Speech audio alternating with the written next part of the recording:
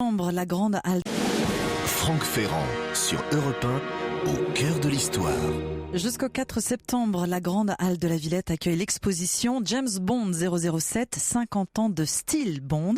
Son porte-parole est aujourd'hui l'invité de Franck Ferrand. Bonjour Franck. Bonjour Ombline, bonjour à tous. Nous avons visité cette exposition la semaine dernière avec toute l'équipe et je dois dire que se retrouver dans les décors ou des fragments de décors des grands films de James Bond, avec les costumes originaux, les accessoires originaux, tout ça ne m'a pas laissé indifférent, loin de là. C'est tout un univers, toute une époque qui se déploie autour de nous. Alors tout à l'heure, en compagnie de Laurent Perriot, nous allons tenter de vous donner un bel aperçu de tout cela. Et tout à l'heure, à la fin de l'émission, vous répondrez à la question de Thierry sur les origines de l'expression se tenir à carreau. Eh bien pourquoi pas. Pour le moment, nous avons rendez-vous avec le plus célèbre des agents secrets de Sa Majesté.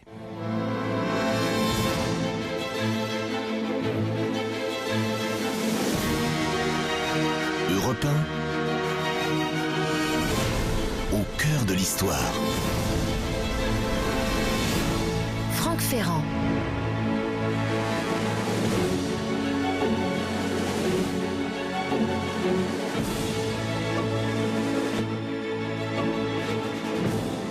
Il porte aussi bien le Spencer blanc que le maillot de bain moulant, cache des émetteurs dans ses talonnettes, des bombes dans les cartouches de ses stylos de platine. Il circule en Aston Martin et boit des vodka martini, mais ne dédaigne pas le pouce-pouce, où il doit parfois ingurgiter de sinistres breuvages. Il fait tourner la tête de Moneypenny depuis toujours et donne assez mal à la tête de M. Vous avez reconnu Bond, James Bond, l'agent 007.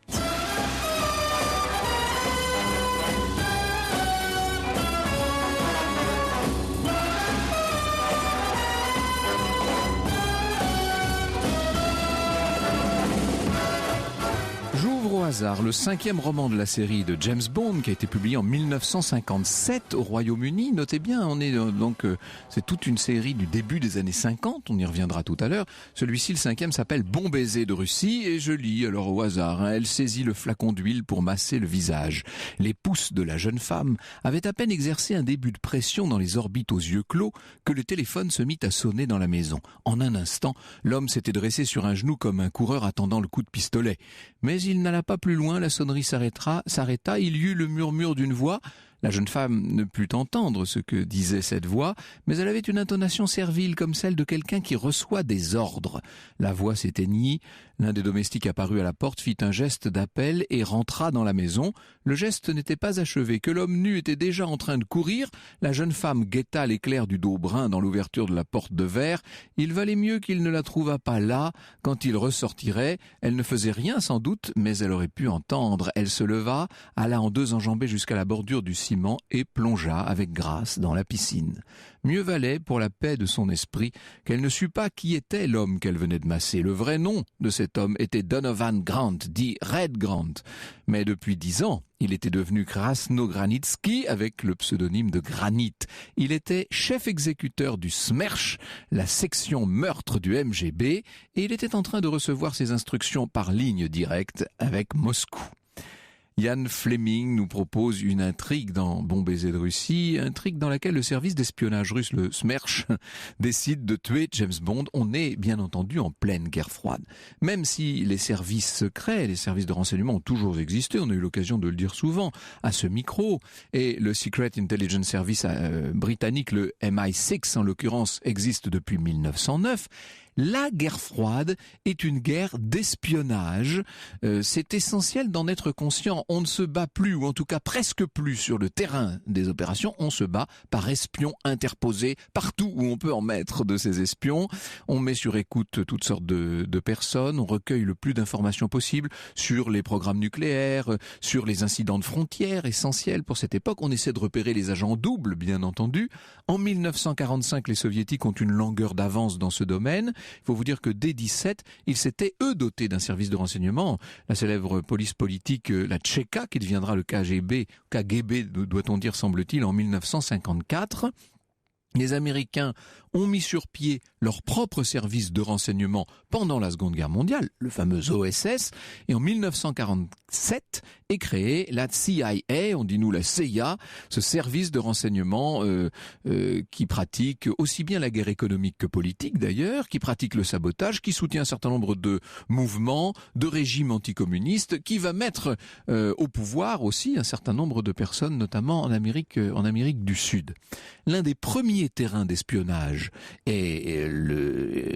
c'est le contre-espionnage qu'on pratique à Berlin. Il ne faut pas oublier que Berlin est une des plaques tournantes de l'espionnage, comme il y avait eu Tanger, on va dire, pendant la Seconde Guerre mondiale. À partir de 1948, grâce à la CIA, 280 000 vols acheminent des tonnes de fret alors que les soviétiques pratiquent autour de la capitale est et ouest allemande un véritable blocus. Tous les outils sont bons pour mener ces missions, des déguisements pour aller dans des réunions secrètes, des lunettes pour regarder derrière soi, un pistolet cigarette, des micros cachés dans les stylos, les chaussures, les paquets de cigarettes, enfin on met des micros à peu près partout, des appareils photo que l'on installe dans des montres ou dans le bouton d'un manteau, des bombes lacrymogènes, des parapluies poison, les fameux parapluies bulgares, etc., etc. De quoi faire rêver les gens, bien entendu. Cette guerre d'espionnage, c'est un sujet idéal pour la littérature et pour le cinéma. Rappelez-vous le grand film fondateur d'Alfred Hitchcock en 1946, Les Enchaînés, avec Cary Grant et Ingrid Bergman, film magnifique dans lequel la fille d'un espion allemand travaille avec un agent secret américain. En 1949, l'action du film Le Troisième Homme avec Orson Welles se passe à Vienne. Un écrivain américain vient y rejoindre un de ses anciens amis qui est en fuite et qui est impliqué dans toutes sortes de trafics. Eh bien, on va voir la même chose dans la littérature. Les grands noms du roman d'espionnage sont Graham Greene, bien entendu. Il va y avoir un certain nombre comme ça de grandes figures. Même Agatha Christie s'en mêle d'ailleurs, puisqu'on va voir apparaître dans les années 50 pas mal d'espions dans les romans d'Agatha Christie. Côté français, on peut citer Jean Bruce, qui est l'auteur de la série OSS 117, bien sûr. Antoine Dominique, avec sa série Le Gorille, il y en a d'autres. C'est en 1953, dans ce contexte d'effervescence et de spionnite aiguë, que va donc naître James Bond. Agent des services secrets britanniques, officier du Secret Intelligence Service. Il est donc un agent du MI6, James Bond, matricule 007. C'est lui qui invente donc Ian Fleming. Dans cette vague de romans d'espionnage, bien entendu. L'idée, c'est de montrer à l'œuvre des défenseurs du monde libre, comme on disait à cette époque. Le créateur de James Bond, Ian Lancaster Fleming, était né en 1908. Il était né dans une famille très fortunée de Londres. Son grand-père avait fondé une banque, son père était avocat, député, enfin vous voyez un peu la gentry britannique. Mais ce père meurt pendant la Première Guerre mondiale sous un obus allemand, alors que le petit Yann n'a que 9 ans. Et bien qu'il fasse des études dans le plus prestigieux collège britannique, à Eton, vous savez, là où étudient les princes de la famille royale, eh bien le petit Yann n'est pas un très bon élève. Sa mère se dit que décidément cet adolescent est impossible et elle l'envoie dans une école, on dirait nous une boîte à Bachot, en Autriche, à Kitzbühel. Cette école est dirigée par un ancien membre du MI6 et par sa femme. Sa femme est romancière et elle encourage les enfants à écrire. Donc ça, c'est pas mal. Yann va découvrir là les langues étrangères, et notamment l'allemand. Il commence un petit peu à écrire. Lui voudrait devenir militaire. Mais il va échouer à l'examen d'entrée justement des services du Foreign Office. Et grâce à sa mère, il va devenir simplement journaliste. Il a 23 ans quand il entre à l'agence Reuters, la célèbre agence de presse de Londres. Il va travailler pour Reuters à Berlin, puis à Moscou, et c'est à Moscou qu'il découvre sa première affaire d'espionnage. Il picole pas mal aussi, oui, c'est pas faux. Et lorsque éclate la guerre en 1939, l'amiral John Godfrey, qui est directeur du British Department of Naval Intelligence, si vous voulez, les services secrets de la Royal Navy, qui est très intéressé par les compétences de Fleming, et notamment par son aspect polyglotte, car cet homme-là parle le français et l'allemand comme cette langue natale. Eh bien, le patron des services secrets marins, devrais-je dire, va l'engager comme assistant. Fleming devient donc le bras droit du directeur du renseignement naval et il va occuper ce poste pendant 6 ans. Il noue des contacts à ce moment-là, bien sûr, avec tous les autres grands réseaux de renseignement alliés, américains essentiellement. Il va discuter avec les chercheurs de Bletchley Park, vous savez, qui tentent de décoder les messages des nazis. Il recrute lui-même, il va briefer un certain nombre d'agents pour les entraîner à des missions commando. L'une d'entre elles s'appelle GoldenEye, une mission secrète qui vise à protéger Gibraltar en Espagne. C'était absolument essentiel, d'ailleurs, dans l'histoire de la Seconde Guerre mondiale. Et beaucoup plus tard, dans une interview, Ian Fleming reconnaîtra ceci. « J'ai adoré, dit-il. J'ai voyagé un peu partout, mêlé à toutes sortes d'équipés. C'était passionnant. » On peut dire que pour lui, la Seconde Guerre mondiale n'a pas été un moment creux, loin de là.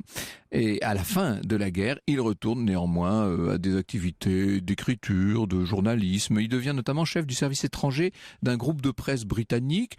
Ça lui permet d'avoir 3 mois de vacances par an, c'est ce qui lui plaît, pour tout vous dire.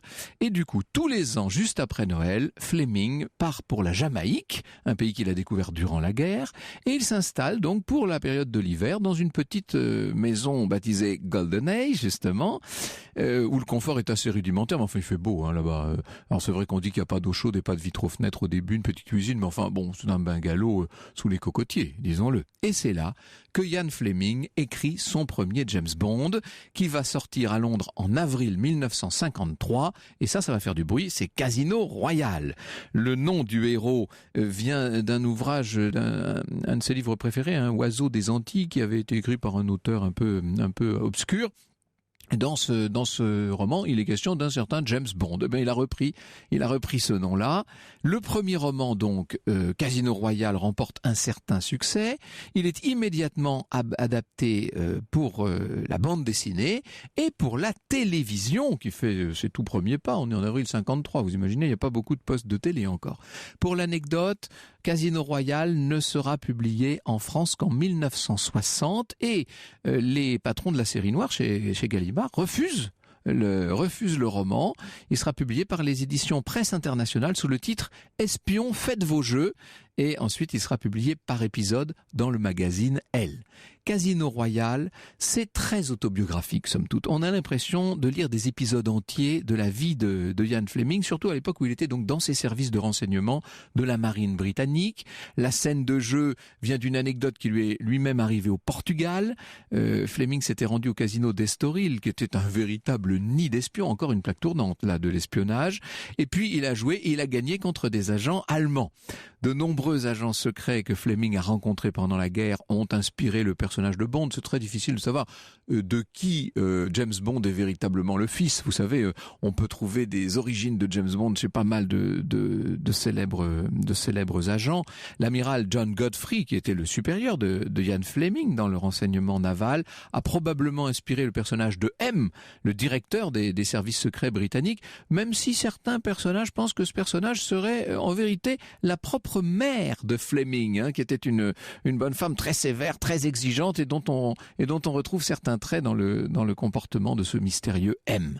Certains épisodes rappellent aussi des événements survenus pendant la guerre et par exemple la tentative d'assassinat sur James Bond à Royal-les-Eaux qui s'inspire directement d'une tentative d'assassinat sur von Papen. Vous savez, von Papen, vice-chancelier et ministre des Affaires étrangères d'Hitler. Papen avait réussi à survivre à cette tentative de meurtre grâce à des arbres qui l'avaient protégé du souffle de l'explosion, exactement comme dans Casino Royale. Quant au fameux matricule, me direz-vous, et ça ressemble un peu, Ombline, à un retour aux origines, d'une certaine manière. D'où vient ce 007? Eh bien, il se trouve que pendant la Première Guerre mondiale, au moment de la victoire des services secrets, on avait réussi à décoder un télégramme allemand qui commençait par 007. Et ça, c'était devenu une sorte de mythe dans l'histoire des services secrets. C'est de là que vient le 007. Alors, en outre, dès le premier roman, Bond apparaît un peu comme une sorte d'expression de l'auteur lui-même. Quand James Bond parle, c'est un peu Fleming qui s'exprime. D'ailleurs, il adore les voitures et les jolies filles exactement comme Fleming. Avec ses nœuds papillons, ses vestes rayées, il incarne l'élégance, le flegme britannique. Ça va jouer un grand rôle, ça, non seulement pour le succès des romans, mais surtout, bien sûr et bientôt, pour le succès des films. Ian Fleming adore le vodka martini, comme par hasard. Il boit d'ailleurs un quart de bouteille de gin et fume 70 cigarettes par jour, ce qui ne l'empêche pas de piocher de temps en temps dans le caviar. Enfin, tout ça, c'est l'ambiance James Bond, c'est un peu la vie de Ian Fleming, disons-le. Pas mal de points communs. Alors, les filles, constamment, bien entendu.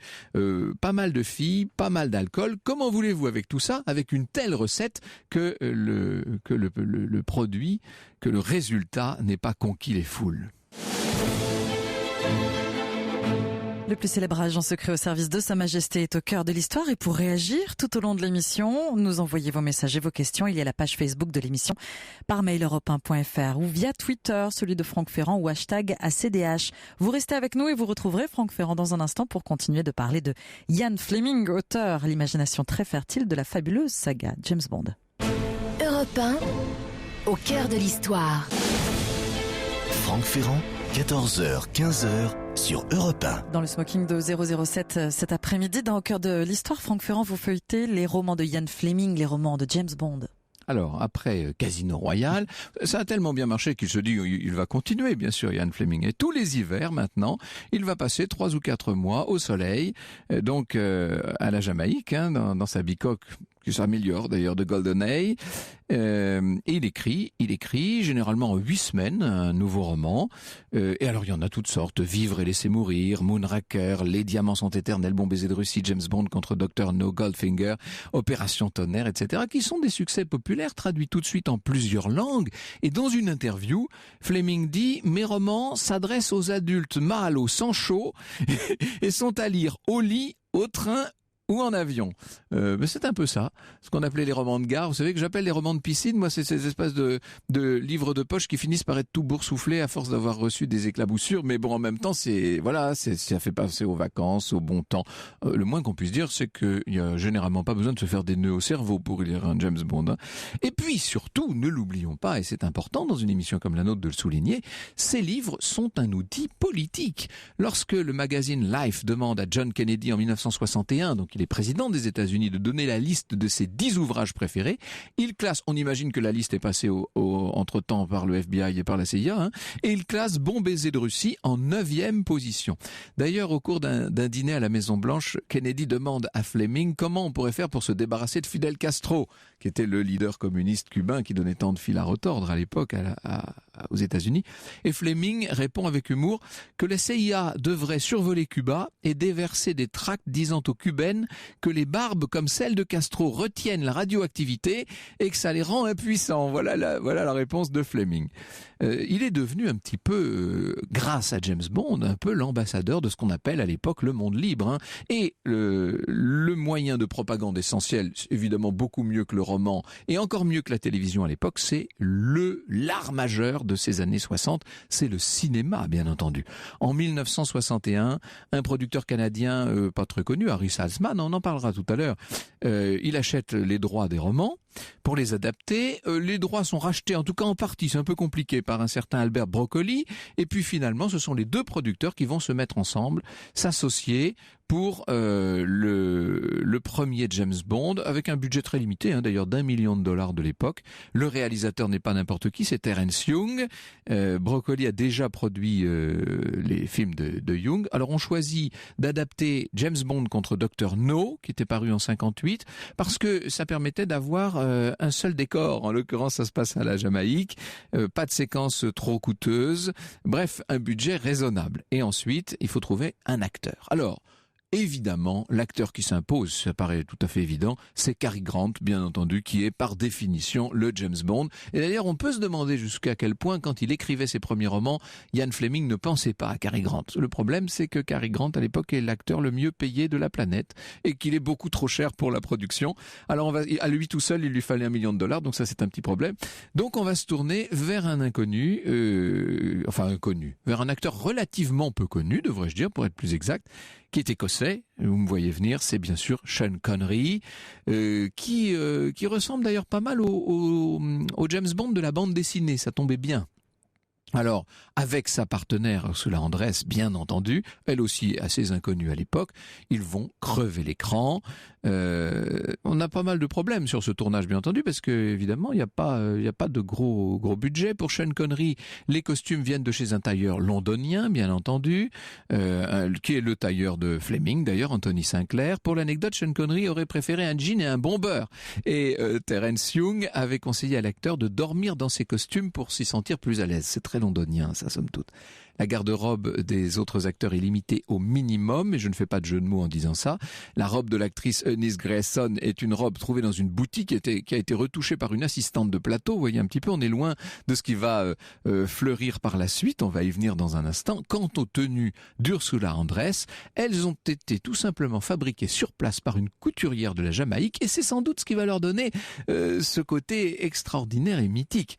Quant à Miss Moneypenny, eh bien, elle porte tout simplement les vêtements, enfin, l'actrice porte les vêtements qu'elle a dans la vie. James Bond contre Dr. No sort en 62 en Angleterre, 60 millions de dollars de bénéfices sur ce premier film. Vous imaginez, Ian Fleming est venu sur le tournage du film, il est complètement surpris par ce succès. 5 millions de personnes en France vont voir le film. Et évidemment, il va falloir récidiver. En 62, un second James Bond est donc adapté au cinéma. Il sortira en 63, c'est donc Bon baiser de Russie. On est en pleine crise des missiles avec Cuba. Alors là, dans le scénario, James Bond doit récupérer une machine de déchiffrement top secret, le Lector. On va en dire un mot tout à l'heure parce que ça, il s'est inspiré pour en parler d'un épisode historique célèbre. Nouveau succès. Ian Fleming est devenu une star autant que Sean Connery, si je puis dire. Il commence à accorder des interviews à la BBC. On lui demande s'il y a beaucoup de Fleming dans ce personnage de 007 et il répond « Les gens me comparent souvent à James Bond parce qu'il se trouve que j'aime les œufs brouillés et les chemises à manches courtes, mais je n'ai sûrement pas son cran ni son appétit particulier pour les choses de la vie qu'en termes élégants ces choses-là sont dites. » Il va falloir attendre le troisième James Bond en 64. Alors là, on est avec Goldfinger. Là, on peut dire que l'industrie James Bond prend un tout autre essor. C'est ce que nous allons évoquer avec Laurent Perriot dans un instant. Nous allons vous parler de la saga cinéma de James Bond. Roger Moore incarnait James Bond dans ce 8e volet de la saga James Bond, Vivre et laisser mourir, chanson de Paul McCartney et les Wings. James Bond est au cœur de l'histoire. Vous recevez Franck Ferrand, le spécialiste en France de James Bond, Laurent Perriot, porte-parole de l'exposition James Bond 007, 50 ans de style Bond, qui se tient jusqu'au 4 septembre à la Grande Halle de la Villette à Paris. Et c'est pas une petite exposition qui tiendrait dans un mouchoir de poche. Je vous prie de croire que c'est spectaculaire. On a l'impression d'être sur un plateau de cinéma avec des grands décors, enfin des morceaux entiers de décors, avec des véhicules entiers, des hélicoptères, tous les costumes possibles et imaginables, et notamment les robes invraisemblables et souvent très très très décolletées des James Bond girls. Enfin, c'est une exposition grand spectacle qui est présentée à la Villette, Laurent Perriot. Je suis tout à fait d'accord, Franck, et c'est la première fois en France qu'il y a une exposition d'abord qui est consacrée à James Bond et qui rassemble pas loin de 600 objets venant des films, c'est-à-dire que c'est authentique, ce ne sont pas des choses fabriquées. Mais c'est pas des reconstitutions, non. Voilà.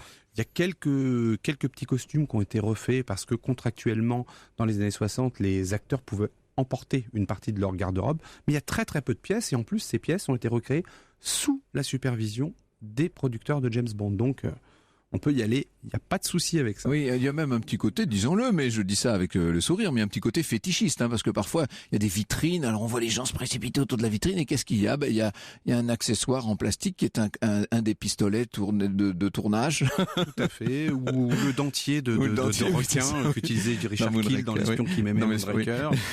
On va trouver effectivement un modèle miniature qui a servi dans une séquence de trucage. Enfin, il y a moult choses à voir sur l'univers de James Bond, effectivement. Alors, on va clore le chapitre purement historique, si je puis dire, pour entrer dans les films et à travers un certain nombre des grands interprètes de James Bond, puisque c'est presque un peu comme une famille royale, comme une dynastie. Il y a des airs en fonction des acteurs.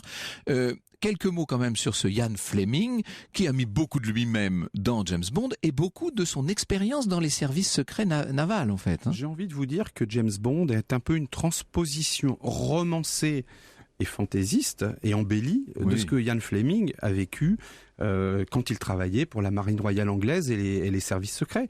Il s'est servi de beaucoup d'histoires qui lui sont arrivées, de missions. Par exemple, vous mentionniez tout à l'heure le lecteur dans Bon baiser de Russie. Voilà, oui. Ça vient effectivement de l'affaire de la machine Enigma que la marine nazie utilisait pendant la Seconde Guerre mondiale et dont Fleming a été en charge, ou en tout cas à l'origine d'une mission qui a été dont le but était de récupérer cette machine. Nous avions consacré d'ailleurs une émission à cette machine de cryptage Enigma et à son déchiffrement, qui a été une des grandes affaires de la Seconde Guerre mondiale. Alors, puisque je parlais de déchiffrement, il y a une autre explication à ce nom, à ce code 007 pour désigner l'agent James Bond, puisqu'en fait 007, ça veut aussi dire qu'il est titulaire d'une fameuse license to kill. Il a le droit de tuer. Hein. Exactement. Le premier 0 signifie qu'il a le permis de tuer. Le deuxième 0 qu'il a déjà tué en mission.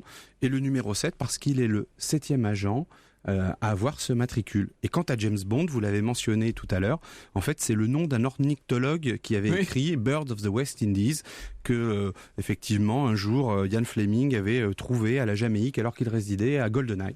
Je crois d'ailleurs que dans une adaptation assez récente d'un épisode de Miss Marple, alors là on retombe dans quelque chose de beaucoup plus boîte à bonbons, on voit Miss Marple assister à la découverte par Ian Fleming de ce nom de James Bond. Enfin ça c'est une toute petite parenthèse. Alors, ça nous emmène dans la télévision plus que dans le cinéma. Le premier film n'aurait pas dû normalement être James Bond contre Dr No. Pas du tout. À la fin des années 50, Ian Fleming, qui souhaitait vraiment voir son héros arriver au cinéma, parce qu'il n'avait pas été très très satisfait de la première adaptation pour la CBS en 54 de Casino Royale avec Barry Nelson.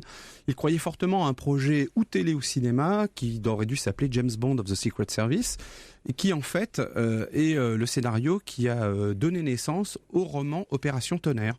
Et quand effectivement les producteurs de James Bond se sont associés, sont allés voir United Artists, ils avaient pour projet initial d'adapter Opération Tonnerre. Mais pour l'époque, c'était trop compliqué, trop coûteux. Oui, parce qu'il y a beaucoup d'actions, donc des effets spéciaux impressionnants. Des séquences sous-marines. Et puis voilà, beaucoup de séquences sous-marines et des décors impossibles. Donc. Complètement. C'était un petit peu trop tôt pour faire ce genre de film et le proposer aux gens.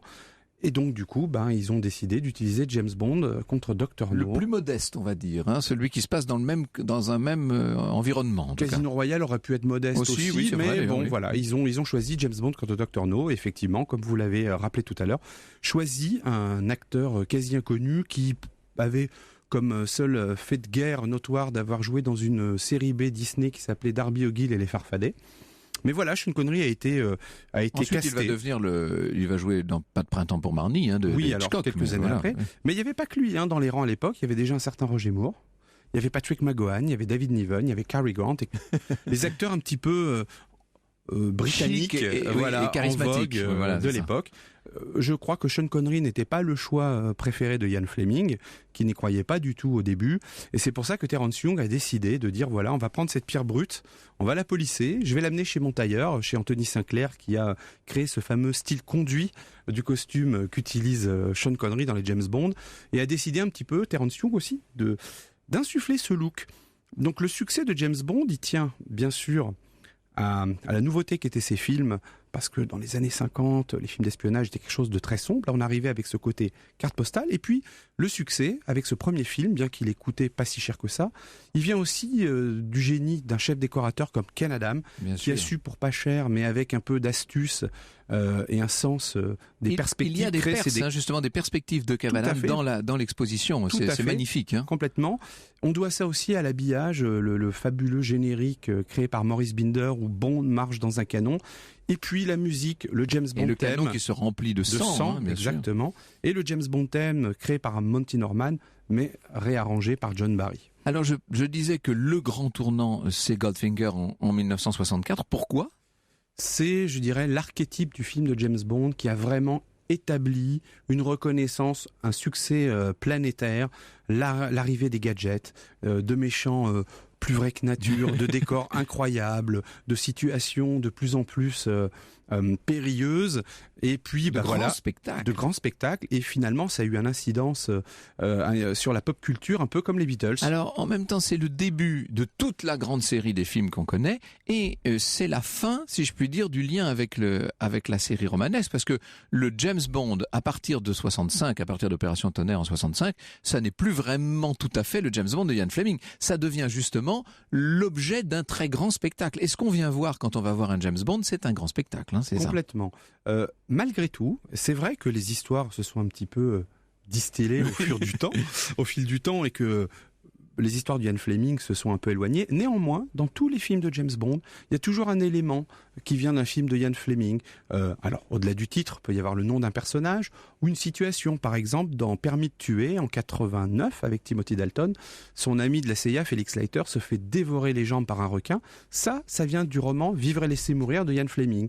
Donc, on retrouve malgré tout l'esprit de Ian Fleming émietté dans tous les films, mais pas forcément les histoires. J'ai une mauvaise nouvelle, Laurent Perriot. Il nous reste pas un temps fou. Or, nous n'avons pour l'instant parlé que de Sean Connery. Reste Roger Moore, Timothy Dalton, Pierce Brosnan, évidemment Daniel Craig, et puis quand même un certain George Lazenby dont plus personne ne parle. Europe 1, au cœur de l'histoire. Un catalogue qui s'apprête à devenir un collector et qui est un peu plus étoffé, me disiez-vous, que le catalogue version anglaise, hein, puisqu'on a ajouté justement le dernier, le Spectre. On a ajouté Spectre, puisque c'est la première fois en Europe que certains objets de Spectre, à commencer par un des 10 exemplaires de l'Aston Martin DB10, mais aussi des costumes et quelques accessoires utilisés dans le film Spectre, sont présentés pour cette exposition et pour la première fois en Europe. On ne va pas s'étendre sur George Lazenby, mais qui était-il ? Il a fait un film au service secret de Sa Majesté. Et quel James Bond ? C'est un film d'abord qui était très fidèle au roman d'Ian Fleming, un film qui explique pas mal de choses. Bond se marie dans ce film. Il épouse Tracy DiVincenzo, qui devient Tracy Bond, interprétée par la fabuleuse Diana Rigg, qu'on a connue dans le rôle de Emma Pell dans Chapeau melon botte de cuir. Et à la fin du film, elle est tuée par Irma Bunt, qui est le bras droit de Blofeld, le chef de Spectre. Et ce qui explique un petit peu la déchirure de James Bond par rapport aux femmes. Alors c'est intéressant parce qu'on est en 69, la société notamment la société britannique, mais pas seulement, est en train de complètement de basculer, de changer. James Bond change de style d'une certaine manière. Pourquoi est-ce qu'il n'y a pas eu d'autres Lazenby ? Pourquoi est-ce qu'on s'est arrêté D'abord, le film n'a pas eu le succès escompté. George Lazenby s'en est très bien tiré parce que finalement, il était plus mannequin que comédien à l'époque. Mais il avait un agent un petit peu mentor, influent, qui lui a dit non, ne t'enferme pas là-dedans, ça va gâcher le reste de sa carrière. Et pour avoir rencontré à maintes reprises George Lazenby, je peux vous dire que c'est un des grands regrets de sa vie. Alors vous êtes tombé dans James Bond, si je puis dire, via L'espion qui m'aimait en 77, moi via Moonraker en 79, peu importe, notre génération, pour nous au départ, James Bond, c'était Roger Moore. Et alors ça, c'est très étonnant parce que je me rappelle qu'il y a encore 10 ou 15 ans, il n'avait pas bonne presse. On disait, ah non, James Bond, c'est Sean Connery, Roger Moore est nul. Moi, je trouve qu'il est formidable, au contraire. Roger Moore a eu la lourde tâche, c'est d'enfiler les chaussons de Sean Connery. Oui. Alors, c'est pas évident. Et s'il avait fait du Sean Connery en étant du Roger Moore, ça n'aurait pas marché. Il était obligé d'adapter finalement son propre style parce que Roger Moore ne fait pas vraiment James Bond, il fait du Roger Moore, le sein, Brett Sinclair, le sourcil un peu en l'air. Mais il avait ce fameux recul nécessaire. C'est une star de télé, il faut dire. C'est une star de télé, c'est-à-dire qu'à l'inverse de Sean Connery qui était un parfait inconnu, là, c'est quelqu'un de connu qui arrive dans le rôle. Ça s'est reproduit avec Pierce Brosnan dans les années 90, qui était connu pour Remington Steele. Mais voilà, il a su conquérir une nouvelle génération de fans. On est toujours, comme vous et moi, influencés par le James Bond avec lequel on a grandi. On a trouvé ses aventures extraordinaires.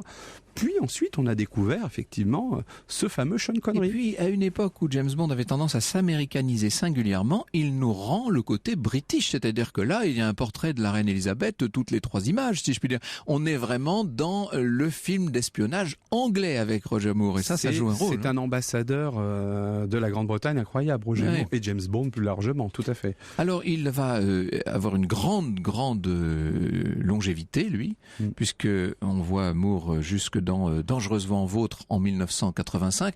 C'est peut-être aussi l'époque où, comment dirais-je, les films de James Bond, chaque parution est un tel événement planétaire que jouer dans un James Bond devient essentiel. Et il y a notamment, là, il faut faire la part des fameuses James Bond Girls. Il faut expliquer. C'est une carte de visite incroyable pour un comédien ou une comédienne de jouer dans un James Bond. Et contrairement à ce que certaines idées préconçues veulent être distillées un petit peu dans les médias, ça ne casse pas une carrière d'être une James Bond Girl. Regardez Carole Bouquet, elle a une carrière formidable. Sophie Marceau aussi.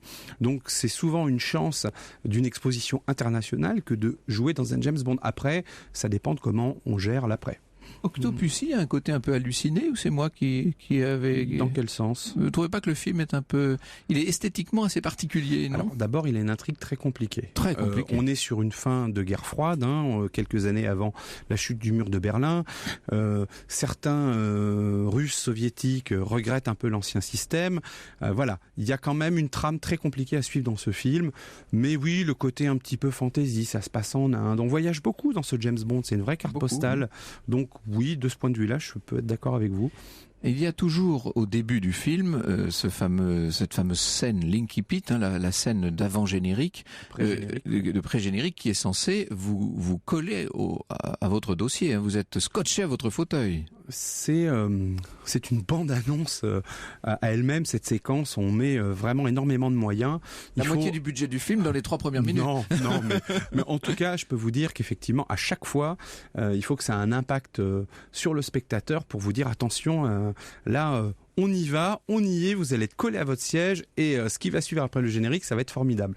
C'est vrai qu'il y a des pré-génériques comme ça qui sont mythiques, comme le saut dans le vide de Roger Moore dans L'espion qui m'aimait avec son parachute, ou le saut de Moonraker sans parachute justement d'un avion.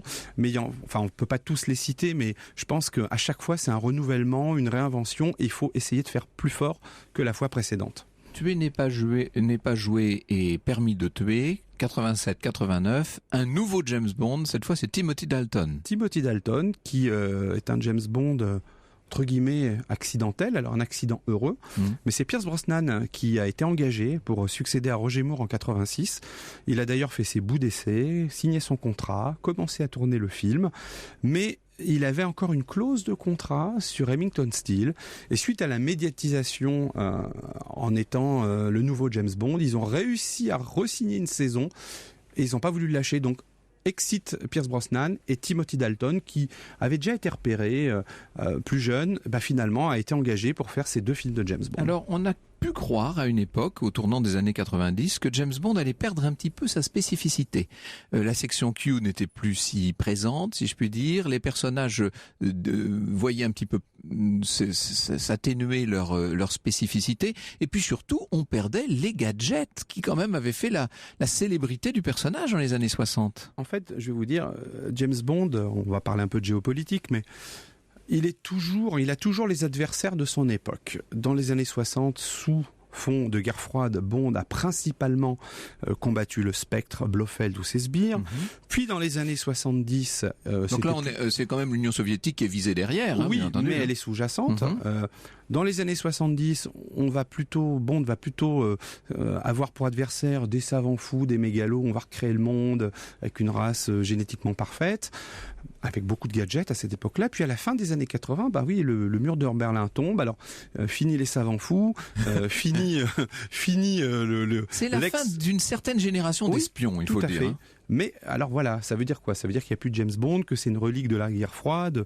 Non, il y a des sales types, des capitaines d'industrie qui veulent faire leur coup en douce, qui veulent détourner les cours d'eau, par exemple comme dans Quantum of Solace, ou contrôler la distribution du pétrole dans Le Monde ne suffit pas, ou contrôler l'information comme dans Demain ne meurt jamais. Donc James Bond fait face à de nouveaux défis géopolitiques. Il utilisera quand même pas mal de gadgets pendant la période Pierce Brosnan. Alors voilà, c'est ça. On peut dire qu'avec Pierce Brosnan, en quelque sorte, James Bond is back. Après 6 ans d'absence pour des raisons juridiques, ça va être un petit peu long à expliquer ici.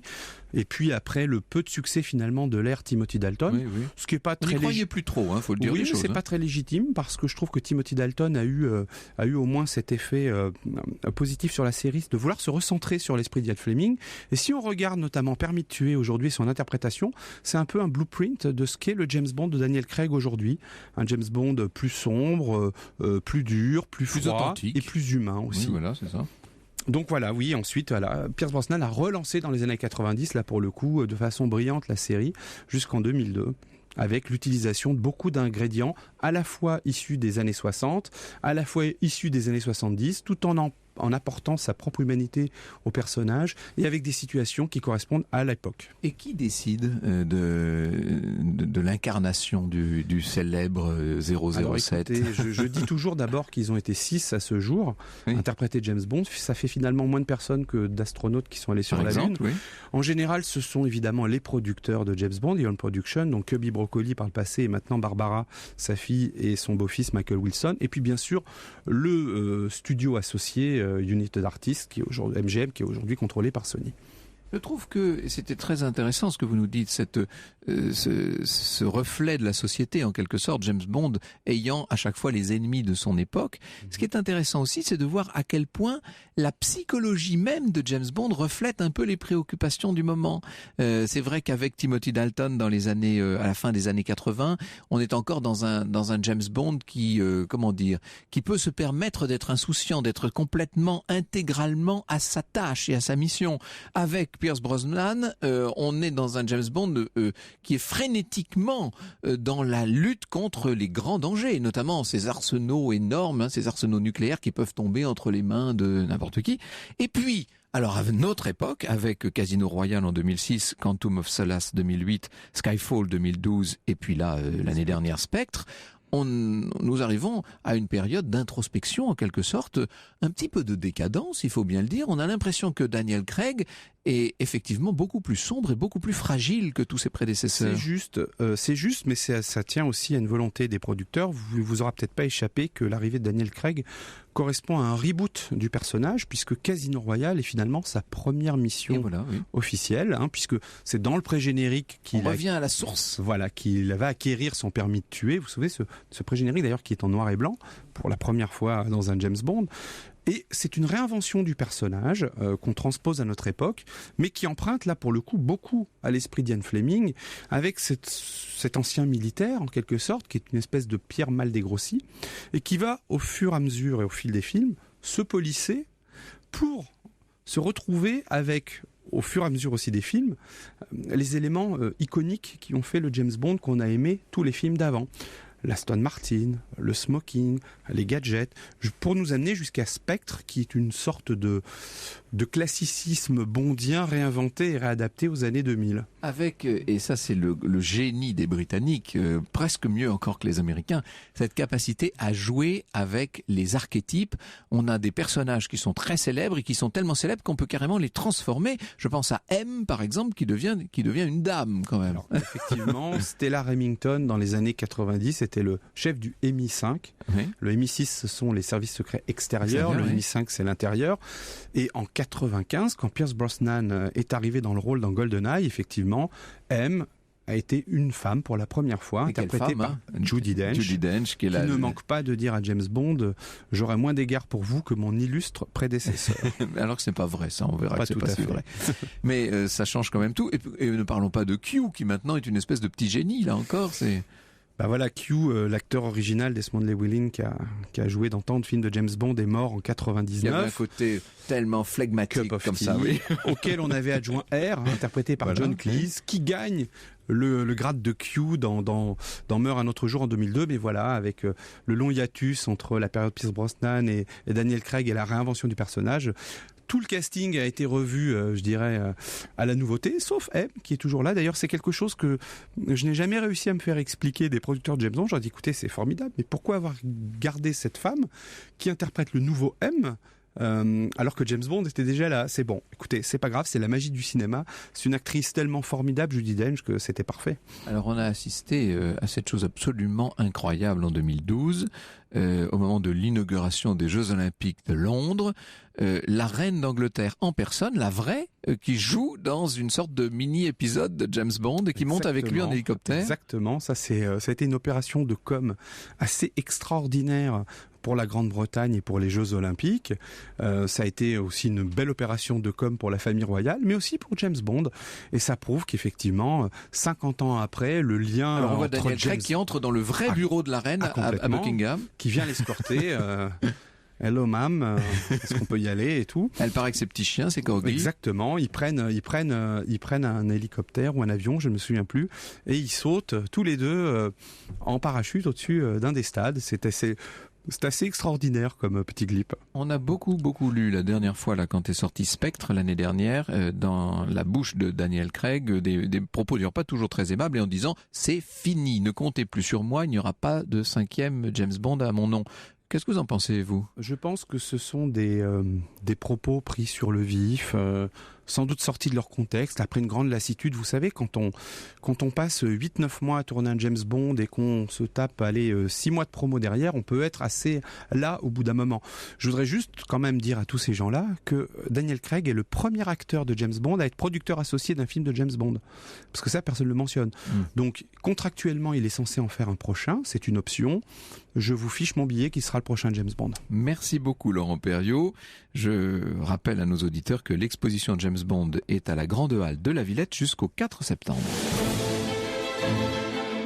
Vous restez avec nous au cœur de l'histoire continue sur Europe 1. Franck Ferrand, vous répondrez à la question de Thierry sur l'origine de l'expression se tenir à carreau. L'histoire sur Europe 1, c'est avec Franck Ferrand. Europe 1, au cœur de l'histoire.